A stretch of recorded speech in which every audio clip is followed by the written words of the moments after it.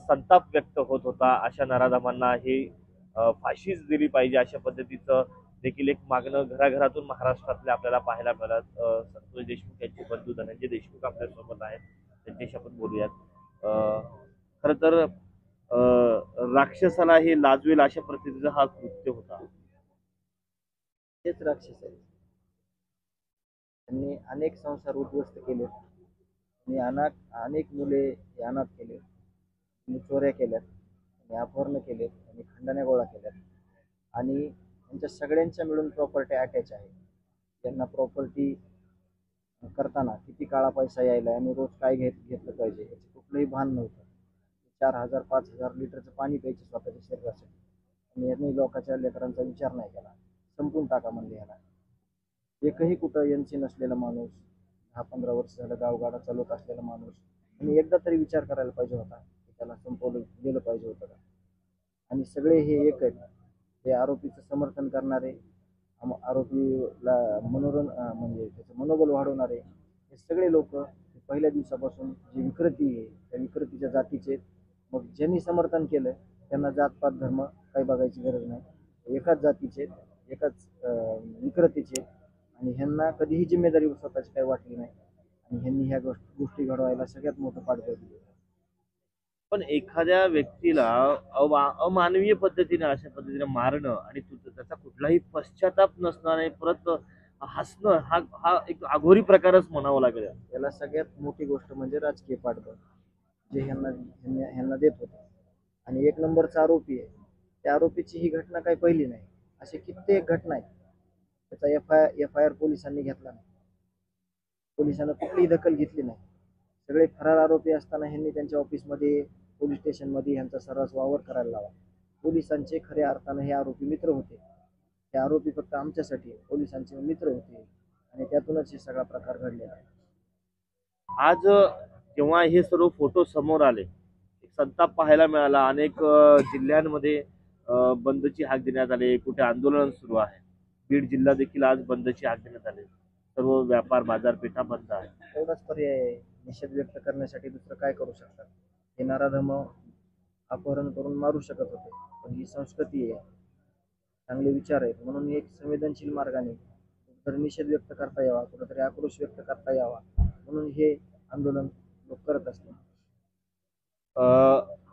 सातत्याने ही मागणी केली जात होती की मंत्री धनंजय मुंडे यांचा राजीनामा घ्यावा. तशा हालचाली आता त्याचे संकेत मिळताना पाहायला मिळत आहेत आणि सध्या अधिवेशन देखील सुरू आहे. काय तुमची पहिली प्रतिक्रिया? अजून भरपूर क्राईम होऊ द्यायला पाहिजे, गोरगरिबाची लेकर मारू द्यायला पाहिजे, त्यांना सगळ्या चुकीच्या प्रॉपर्ट्या गोळा करून द्यायला पाहिजे, खंडणी, आणि मग त्याचा विचार केला गेला पाहिजे.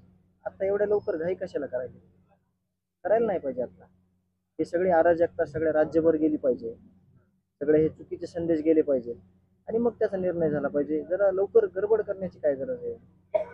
अजून खून होऊ द्यायचे, गरीबाची लेकर मारू द्यायचे, मग मुख्यमंत्री साहेबांनी त्याचा निर्णय घ्यायचा. जे की मी पहिल्या दिवसापासून म्हणतो, मुख्यमंत्री साहेबांच्या ज्या जिम्मेदारी आहेत त्यांनी त्या पार पाडल्या पाहिजेत. राज्याला एक चांगला मेसेज गेला पाहिजे. पण नेमकं या 2.5 महिन्यामध्ये राजकीय दबाव आणि सगळी ही यंत्रणा याच्यावर चुकीचे कामं करून घ्यायचे, परत तेच कामं ह्या परत 2.5 महिन्यात परत झालेले आहेत या जिल्ह्यामध्ये. आपण पाहतो की धनंजय मुंडे यांच्या सर्वात जवळचे म्हणून कराडला मानलं जायचं.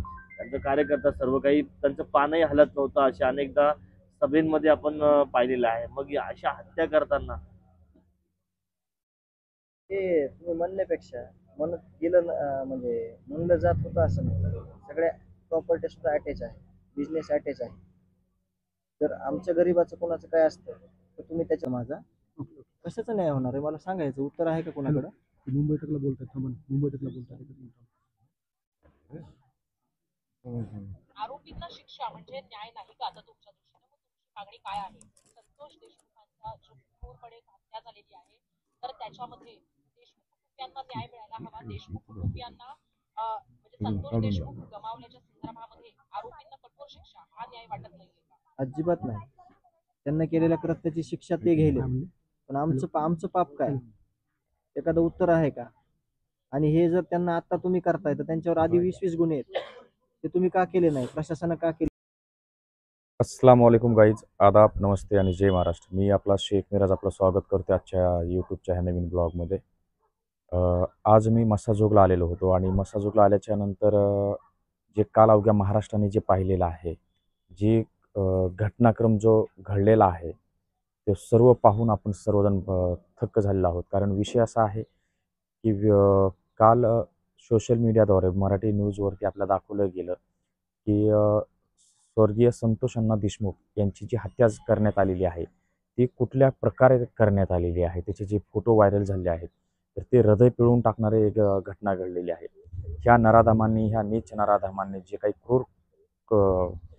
क्रूर कृत्य जे केलेलं आहे ते पाहून अक्षरशः काळीच पिळवून टाकणारी ही घटना घडलेली आहे. आणि मनोज जरांगे पाटील साहेब यांनी सांगितलेलं आहे की अवघा महाराष्ट्र तुमच्यासोबत आहे, आम्ही स्वतःसोबत आहोत, त्याच्यामुळे तुम्ही काळजी करू नका, असं दादांनी आधार देऊन त्यांना गेलेले आहेत. तर ह्या ठिकाणी आपल्या सर्वांची मी रजा घेतो.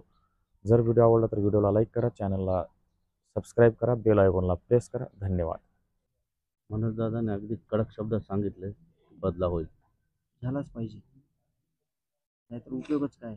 माणसाच्या जन्माला येऊन आणि चांगलं कार्य करून जर हे असे लोक वागत असतील तर बदला का नाही झाला पाहिजे आणि का नाही घ्यायचा, त्याचं पण उत्तर आहे का कोणाकडे?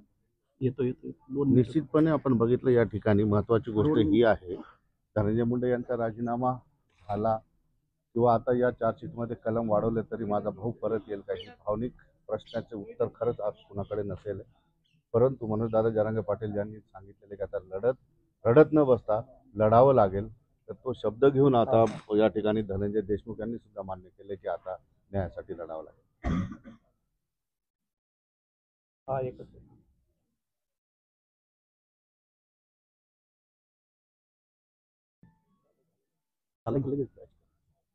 हो हो कठोर काळीच करायची, कारण आपण एक मराठी आणि मराठी टोळीन मग आता कुत्र्यांनी हे बेसावध वाघावर हल्ला केला, बेसावध वाघावर हल्ला केला, त्यामुळं बदला घ्यायचा, त्या पठ्ठ्याला हसायला लावायचं. आपण काय घेऊन आपण काय रक्त मग रडत बसल्या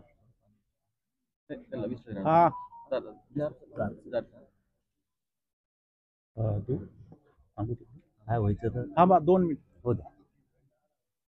काय हटत नाही व्हायचं? दादा. मागं हटत नाही. काय व्हायचं पण हे सगळे कुत्र्याचे झुंड आहे, नाही, हो द्या. मिसळलेले. त्यांना ठेसायला त्यांनी त्यांनी आपल्या त्यांनी आपल्या त्यांनी आपल्या संतोष भाईला मार, हे काय मीडियाचा विषय नाही, मीडियाचा विषय नाही.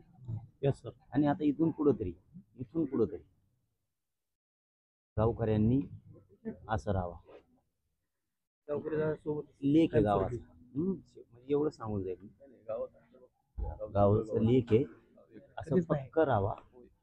आपल्यासाठी राजकारण महत्वाचं नाही, आपल्यासाठी जिल्हा परिषद,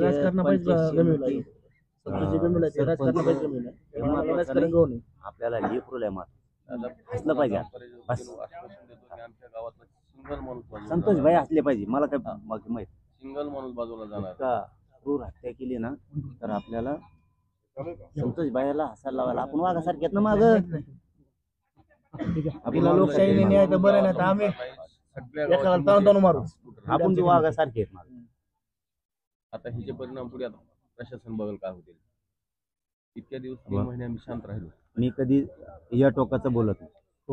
मी तुम्हाला का बोलतो, गावकऱ्यांना ठासून मी हक्कानं बोलतोय की आता आपल्या लेकरू क्रूर हत्या झाली, काय झालं काय नाही ते माहित नाही, गरज बी नाही. पण आज संतोष भैया मारताना ते हसलेत आणि एक कृत्य लय वाईट केलं या देशात कुठं झालेलं नाही. तर चालू करा म्हणून आता सुट्टी नाही, आता संतोष भाई मग गाव पठ्ठ्या निघालं म्हणलं पाहिजे, वाघ निघाला म्हणलं. माजले तो साले, माजलेले साले, माजलेले. तिथून पुढे काय मागचे